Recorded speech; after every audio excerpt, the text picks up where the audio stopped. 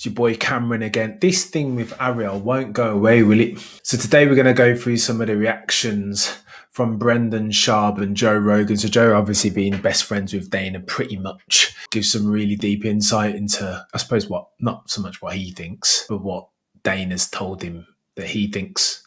Let's get straight into it. Yeah, I mean it's interesting. What can you do? It is Ariel interesting. Helwani went on Dan Le Batard's show and slammed sad sack fake journalists. So first, let me say I like it when Ariel claps back. Independent Ariel claps back at the powers that be in Dana and the UFC, and obviously that he hasn't got any ties to ESPN. Independent Ariel can just kick off and talk the truth.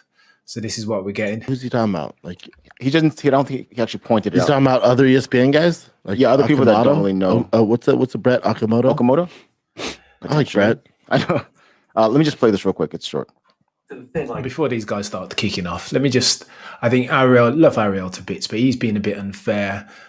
Just because you're independent now, it doesn't mean that for the past 3 years, whilst you were at ESPN, you weren't towing the line. So it's a bit fresh, let's say, for him to be, I suppose, poking fun at the guys that still have to bend the knee to Dana White, in that he's been on the bad end of that relationship for so long.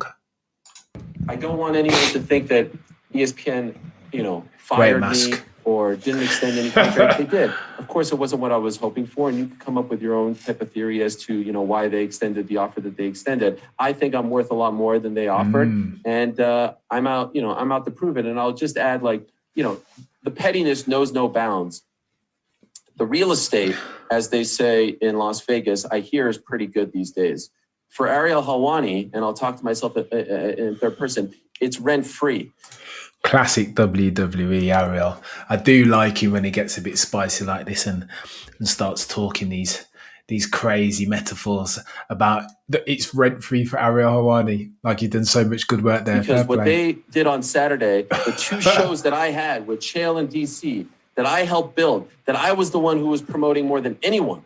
I mean, all day incessantly. Save your chest, Ariel. I never got a single plug in my 3 years there, a single plug on any type of broadcast for 3 years.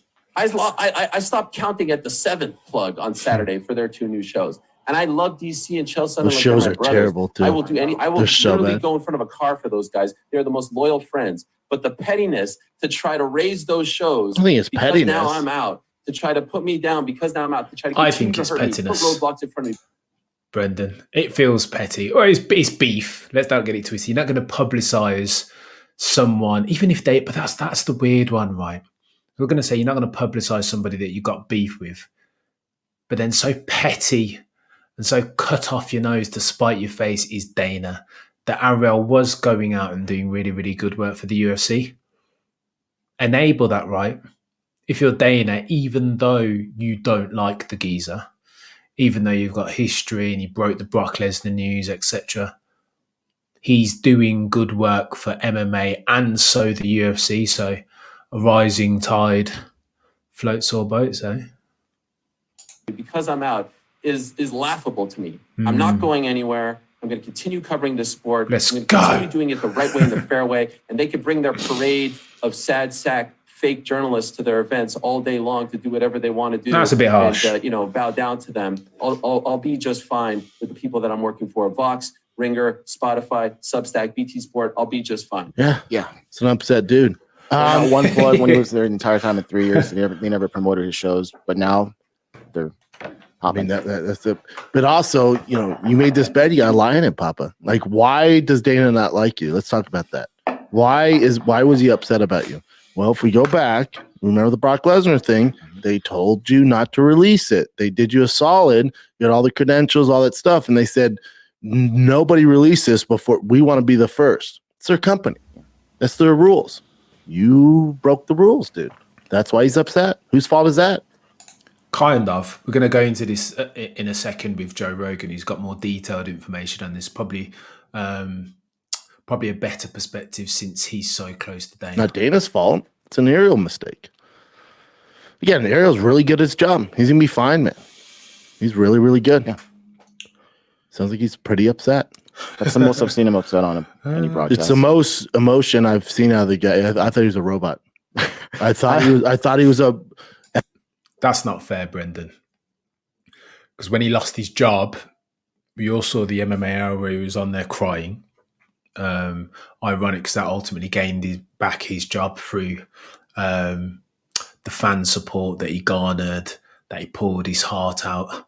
Ultimately, Dana and Fox at the time had to relent and get him back on board, despite Dana doing so begrudgingly. MMA robot. He does cry, like not all the time, but he had some episodes where he cried. But this is like the actual fierce, I'm pissed off kind of Ariel. Yeah, and the UFC and ESPN just keeps beating to their own drum. They don't give a fuck. Word to Brendan with the Kimbo picture in the background. I need to get something sorted in my background here. I could do with a Kimbo picture like that. Fine, fuck. That's the way it works with these big companies, man. But he's gonna be fine. Of course, he'll figure it out. Those other, I'll give Ariel credit. Those other shows suck. I tried too. I tried watching. God, this is bad. What are they thinking? Rubbish. ESPN ratings are tanking, dude. What you mentioned would be way better if they just put Chael and Daniel together. Put two guys who know what the fuck they're talking that'd be an about. I don't amazing want to show. hear this guy I've never heard of talk about Me MMA. neither. This guy, just because he doesn't have a job with NFL or NBA because it's too crowded, you throw him over to the MMA side. And I'm like, why is this guy talking about fucking Connor? That's all they know, too. Just It's so weird, dude. It is a word. Yeah, it's not going to work out. Those shows are going to last another month or two, and then they're going to look at ratings. Like, oh, shit, this isn't working. And then take your advice, put DC and Chael together. Yes, that's what's going to happen. That probably is what's going to happen. ESPN don't want to go down this dark road that Reebok went down and so many have before, where they fail to understand the nuanced nature of the MMA audience. As an MMA fan, we're still a bit of a family-run business. We don't like outsiders coming in. So even when Stephen A comes in and talks badly, but justifiably so, about Donald Cerrone, you see everybody kicks off, right? How dare you talk that way about Cowboy, saying that Cowboy didn't turn up against Conor. Well, that's ultimately what happened, but we back our own, especially against outsiders, people that aren't diehard, or we interpret at least not to be diehard MMA fans. Right, let's have a look at Joe's. This is what I'm hearing. Okay, I haven't talked to Ariel, but let me just give you the UFC perspective. The UFC perspective was that there was a mole.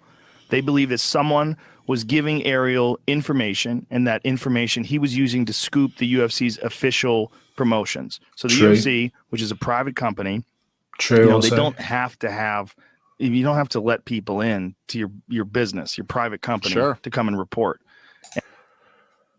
So I think this is half the issue. That, again, like I just mentioned, MMA is still very much a family-run business, right?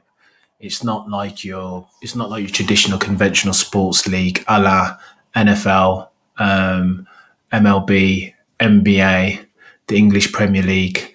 It's not formalized, nor is it normalized. It's not independently regulated. There's no independent body. I suppose the commission, kind of, but everybody knows that UFC almost run the commission, in that when they go into territories that have no commission, they act as the commission themselves. So that, again, you've got a conflict of interest there. So I just think UFC is still fairly young in its development, to where there is no like independent journalism where you can run and go and scoop something without repercussion.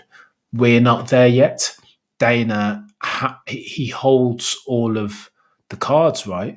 Dana is the puppet master. So piss off Dana White at your peril, in a nutshell. And so they felt like he was somehow or another getting a hold of this inside information, releasing it, and making them look bad.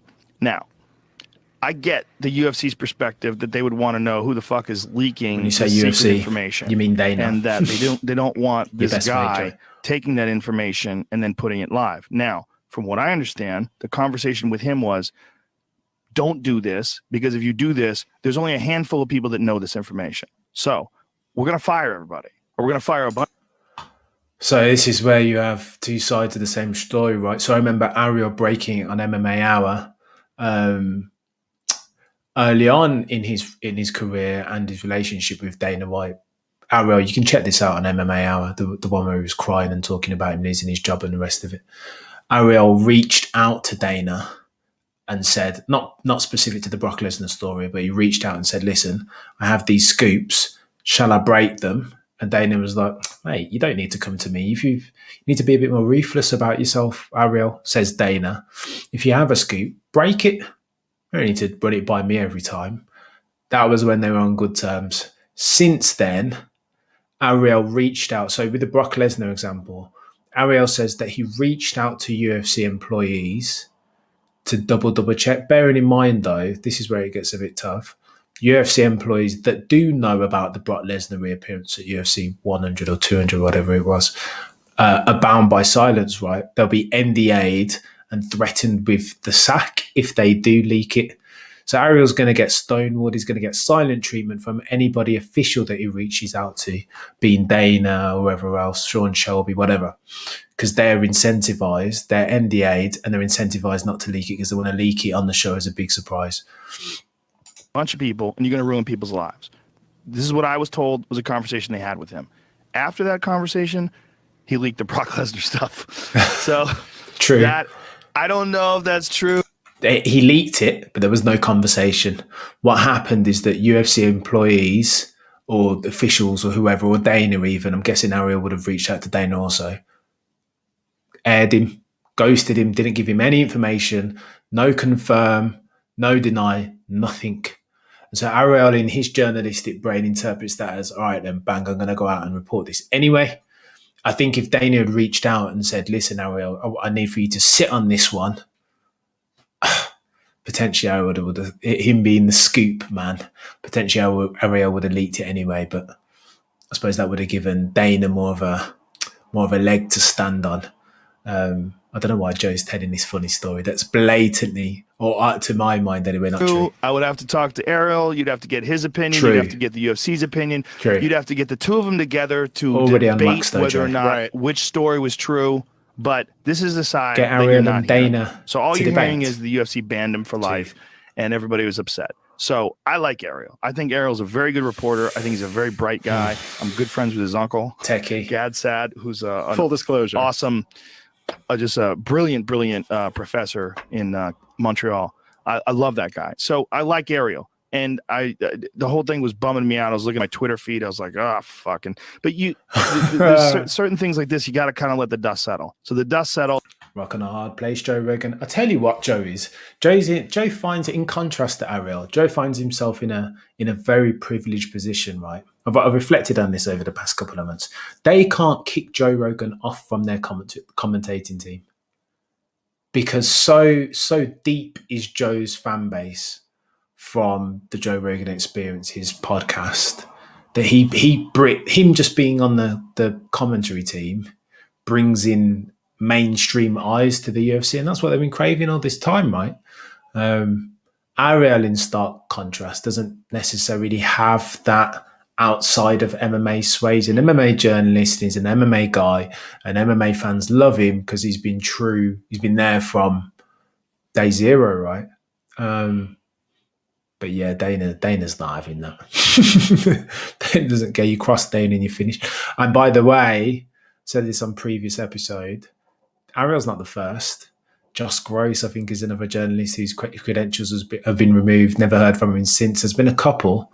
Ariel's not the first and he won't be the last. So, but just lucky is Ariel that he's got enough of an MMA fan following that he can kind of go off and have a word with BT and get his show back on Vox. Because MMA fans love him. They lifted the ban. I'm very happy with that. But you got to be careful when it comes to. See, here's the thing about bigger this gangsters like Dana. People say, he's just doing his job reporting. I get that. I understand that. But you have to realize this isn't like news that is not going to get out, that's going to affect people's health. It's like we're trying to safety. make an announcement in an hour. Yeah, this is a private company that is spending millions of dollars to promote these events. So Joe Rogan, it shouldn't matter. It shouldn't matter. Let me explain what I mean by that. If you're reporting on a fully fledged, developed sports league, a la NBA, MLB, etc., there's sufficient regulation and commission independent bodies to regulate that journalistic activity, a scoop doesn't matter, right? It's just that UFC is fairly young, the power is still all in Dana and so UFC's hands, and that's why these sort of things come about. So all you're doing is just like getting it on you. You're taking. Go ahead. But this happens, Joe. So it's right out that door and to the right hand side. In every other sports league. All you're doing, if you're scooping it, is you're shining the attention on yourself. What I like Ariel for is not him shining the attention on himself. What I like Ariel for is I think he's a. Okay, so this is the attention thing is a bit different, right? Does Ariel like attention? I think Ariel does like attention. I'm not sure that this is an instance of him being attention-seeking, though, the Brock Lesnar. A very bright guy, and I think he's very insightful when it comes to fights and strategies and things along those lines. So I don't think it's important that he break the news before the UFC does. And I think if the UFC doesn't want him to do that, because this is private information in a private company and they're trying to control the press release, I don't buy that that's necessarily like under the guise of journalism. I think it's like there's some fuckery with that. Because we're not talking about like fuckery. I think it is under the guise of journalism, Joe Rogan, but it's an anomalous, like I've mentioned, right? It's an anomalous instance or anomalous circumstance, even just because UFC are judge and jury. It's them or bust. There is no independent regulator to which UFC reports. It just doesn't exist, specifically to like your journalistic activities, fighters union, and all this other stuff. Oh, he found out about some horrible thing that happened that someone's covering up, or he found out about corruption in government, or he found out about a person got shot by the police. This is not like that kind of news. This is so again putting on my journalistic cap. It doesn't matter, Joe, or it shouldn't matter, Joe Rogan. It only matters because Dana's bloody like Joseph Stalin. Like it shouldn't matter. Whether the news is, whether it's gossip. I mean, who doesn't look at gossip in football? Like BBC's gossip column must be one of their most visited areas. And how do people get gossip? Of course, it's leaks from like internal leaks from big clubs.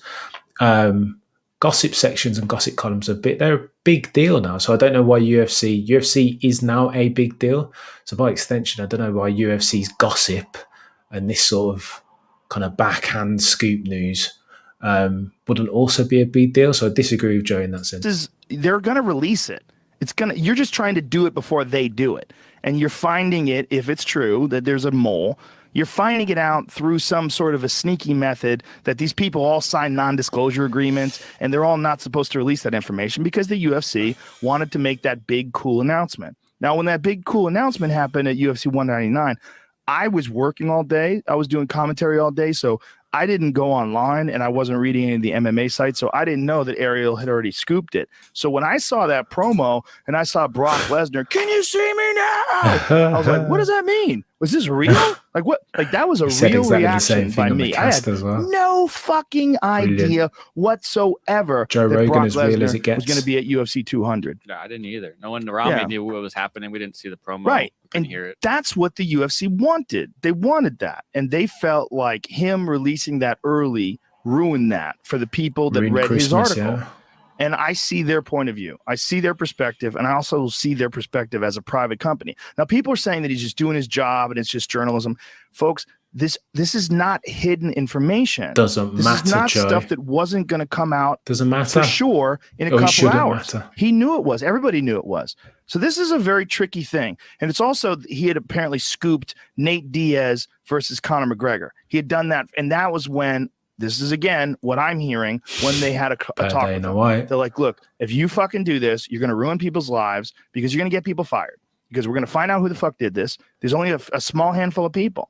It's not coming from Brock's side. It's coming somehow or another from inside the organization.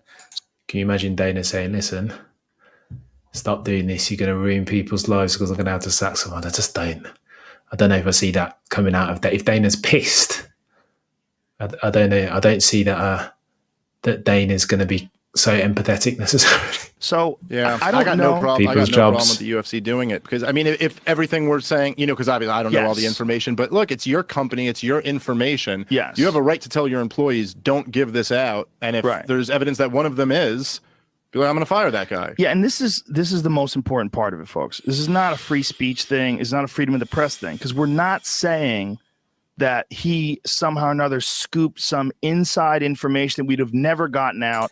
So Joe, okay, so my understanding is that freedom of press,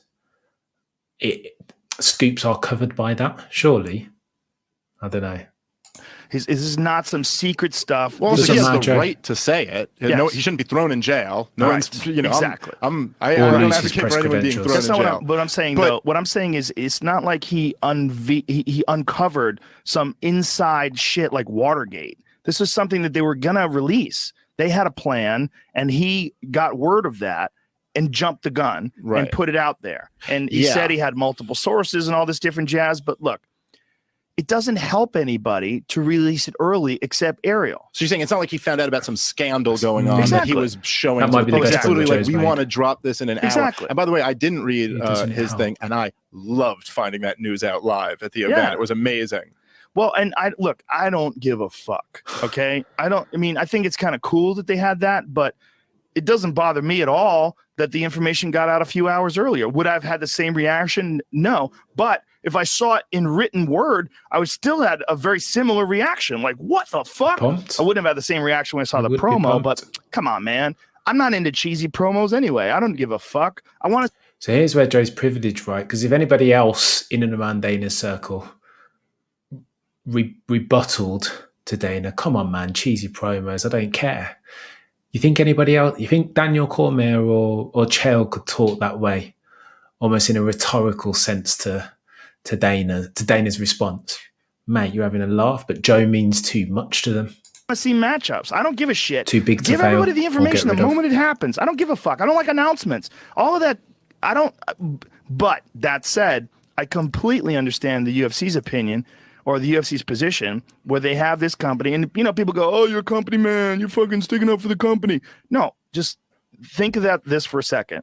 You have a promotional. He's not a company man at all, by the way. Campaign Otherwise, he you've wouldn't be able to created. talk You to spent more than this $1 million like this. promoting this UFC 200 commercial. They have this whole thing, and then they tag Brock Lesnar in the end, and they think, "Oh my God, this is the fucking cherry on top of the sundae. This is going to be it." And then someone jumps the gun, and you find out that it's someone inside your company, allegedly, that's leaking information to this reporter, and he's getting this information out. So be pissed at the person leaking, right? Don't shoot the messenger. Out, and all he's doing is essentially scooping it and putting the light on himself. No, I think you have every right to want to fire that person. Yeah. And also every right to ban Ariel. And I love Ariel. I think he's a great reporter. I like watching his stuff. I like the MMA Hour a lot. Well, again, everybody that's freaking out that he's only doing his job, that's not necessarily true, folks. It's a little bit more complicated than that, because it's not like that information wasn't already coming out. And if you have information that you know is going to come out, write a fucking story about what that information means. Because that's what I want out of Ariel Helwani. That is the perspective that when I found out about it, I had to ask. I called and I had this conversation with people that I deeply trust. And this was the version that I was handed. So now everybody knows, and it's all groovy. AKA Dana White. It's interesting.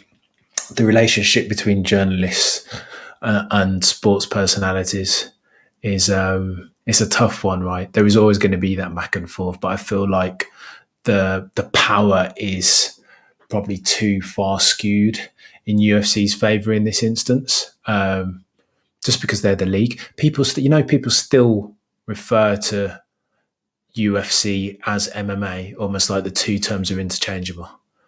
MMA is football, right? And UFC is the English Premier League. But then you've got the World Cup and the European Championships and the Champions. Like, do you know what I mean? But people still to this day, to 2021, use UFC interchangeably with mixed martial arts. That's crazy. But again, hence why the power is so skewed in favor of the UFC, and they can afford to cancel. Ariel in essence, which is a shame. But you can't cancel Ariel, not independent Ariel, because we're going to see him on BT Sport and Vox and MMA Hours coming back and the rest of it. So he's quite lucky, but he won't be the last journalist that Dana tries to cancel. Or maybe he will be, because everybody's seen the Ariel Helwani fiasco and learned from it. I don't know. Anyway, listen, let me know your thoughts in the comments. Please smash the subscribe button, just like Dana White tried to smash Ariel Helwani's journalist career. And we'll see you on the next one. Until next time, peace.